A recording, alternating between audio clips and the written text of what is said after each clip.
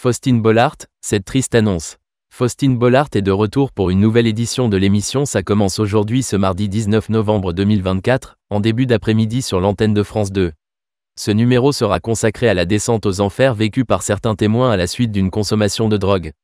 La veille, la semaine a bien commencé pour l'animatrice, qui officie également sur RTL dans une quotidienne intitulée Héros. Ça commence aujourd'hui, Faustine Bollaert frôle le record de saison.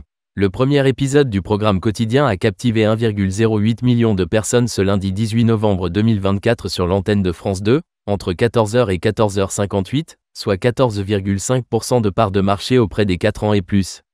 Par rapport à la semaine précédente, le programme enregistre une hausse de 4,7 points de part d'audience. Sur un an, le magazine Ça commence aujourd'hui progresse de manière plus modérée, avec un gain de 0,4 points de part de marché.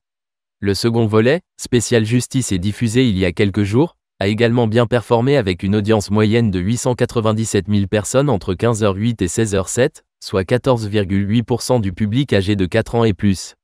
Il s'agit de l'un des meilleurs scores de la saison pour ce divertissement produit par Réservoir Prod depuis le 9 septembre, date marquant la fin des Jeux paralympiques. Sur un an, l'émission de France 2 gagne 3,1 points de part d'audience. Ça commence aujourd'hui, Faustine Bollaert abasourdie par les témoins du jour. Durant le numéro inédit de Ça commence aujourd'hui, Manon et Maïté, deux femmes belges, ont raconté comment elles avaient été enrôlées dans un réseau d'exploitation sexuelle à l'âge de 15 et 20 ans. Elles étaient accompagnées par le policier qui a démantelé ce réseau après une longue enquête. Au fil des témoignages, les jeunes femmes ont détaillé leur calvaire, laissant Faustine Bollaert, qui a récemment perdu le contrôle, sidérée par les horreurs qu'elles ont vécues. L'émission a également partagé une triste nouvelle en ce début de semaine avec ses téléspectateurs fidèles. Le programme a annoncé la mort d'une des témoins ayant participé à l'émission. C'est avec une profonde tristesse que nous avons appris le décès d'Ali.